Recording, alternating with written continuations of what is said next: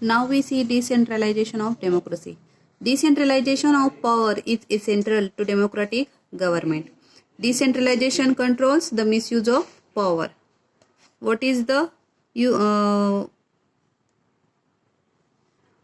work of decentralization? Decentralization controls the misuse of power and also creates opportunity for political participation for the common people. And the directive principle of state policy include the provision for the democratic decentralization. One such important provision is regarding empowering the local self-government, make genuine democratic governance a reality. After the independence, several attempts were made towards democratic decentralization. One such important attempt is the 73rd and 74th Amendment and to Indian Constitution, which gave a constitutional status to local self-governing institutions and also increased their power. I will explain it. I will explain decentralization. Decentralization controls the misuse of power and also creates opportunity for political participation for common people. Empowering. First, empowering means power देना. Empowering. Here is empowering the local self-government means power देना किसको? Local self-governing. Which are the ग्राम पंचायत, जिला परिषद, पंचायत समिति. These are the local self-government. Okay, and democracy. Democracy means the people are arriving, sharing power. Okay, that is democracy. Decentralization means distribute. Decentralization means distribute करना. Or amendment means constitutional changes are called amendment. Okay. According to 73rd and 74th changes, the power was distributed to local self-government. Means that the local self-government have to power. Okay. And Indian Constitution divided the power between center, state and local government. Provision for decentralization is embedded in directive principle of state policy. The provision means tartut. It helps in curbing the misuse of power and allows the common people participation. 73rd and 74th amendments to the constitution have given constitutional status to local self-governing bodies and increased their power. इसके वजह से क्या हुआ कि local self government की power बढ़ गई. क्या हो गई? इंक्रीज हो गई. Next RTI, that is right to information. Citizens empowerment is the essential condition of democracy. It is necessary to create opportunity for citizens participation and interaction with the government. Increased communication between citizens and government helps in strengthening democracy and in building a relationship of trust between them. Citizens have to right to know about the functioning of the government. The government of India gave the right to information to the citizens of India to ensure transparency and accountability, which are the hallmarks of good governance. Right to information has made the government more transparent and has reduced the element of secrecy in the working of government. After the year 2000, the whole approach towards democratic reforms has changed. Okay, after 2000, the whole democratic change. The democratic reforms are considered as rights to citizens. Accordingly, citizens in India have got right information, education, food security. These rights have strengthened democracy in India. Okay. I will explain RTI. It is important to empower citizens in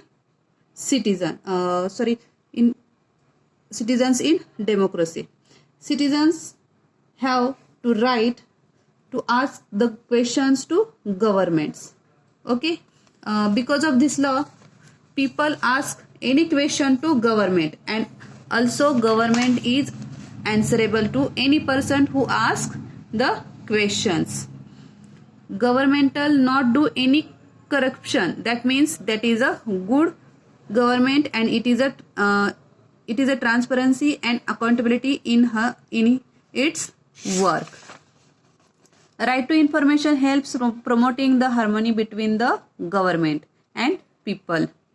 After the 2000, the citizens of India have got right to information, right to education, and right to food security. Okay, here we complete right to information, that is RTI. Next we see social justice and equality. Social justice and equality are the important objective of our constitution. The constitution has given the guidelines to establish a new society based on these two values. We are following the path laid down by our constitution to achieve this goal.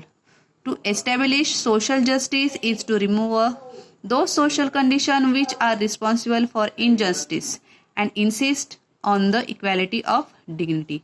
For all individuals, the principle of justice and equality aim at ending discrimination in social status such as superior or inferior on the basis of caste, religion, language and gender, place of birth, race, property, and giving equality of opportunity for the development every individual. To establish justice and equality, efforts are to be made at all levels of society, but the government efforts and policies on this front are more important for democracy to be inclusive. One must try to bring all sections of the society into the mainstream. The democracy is in fact a process of accommodating different sections in society. Democracy helps in reducing social conflicts. Let us take a review of the efforts made in India in this direction. Okay, I will explain social justice and equality. In our area, there is a rich and poor caste system. In which, in our India, there is rich people, poor people, there is a caste system. Some people from backward class in our India, some people are from backward class in our India. Constitution gave them scholarship, some percentage space reservation in all job opportunity and make justice. Caste system put the some people up and down. So social justice gave equality to them. To produce establish social justice, it has to remove social condition that is responsible for justice. Okay, injustice. Sorry, the social condition that is responsible for injustice. A new progressive society based on values of social justice and equality was the objective set by the Constitution. To establish social justice means to remove conditions responsible for injustice. Okay, to establish social justice means to remove condition responsible for injustice. To insist on equality or dignity for all the individuals. Equal opportunity should be given to all individuals to achieve their development. Efforts are made at all levels of society to establish justice and equality. Okay, and we see that it is important to include all sections of the society into mainstream for democracy to be all inclusive. Okay, here we complete social justice and equality. Let us see the policy of reservation seats. Policy of reservation seats. The policy of reservation seat is meant for those sections of society who gave been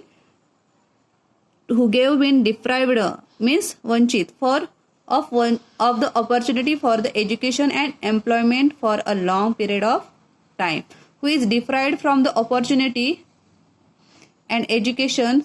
For that, it is this policy of reservation of seats. Deprived means vanchit rehna.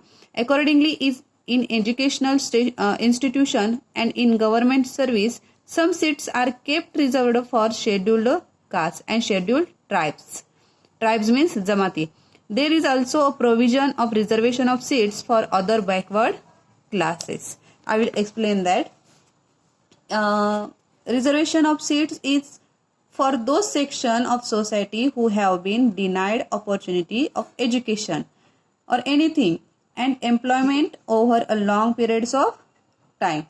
Okay, and some seats are reserved for the scheduled caste or scheduled tribes. Means caste means that, tribes means Jamati, in educational institution and public sector. Okay, seats are reserved for other backward class. That seats are reserved for, that means this policy is for other backward class. Here we complete policy of reservation seats.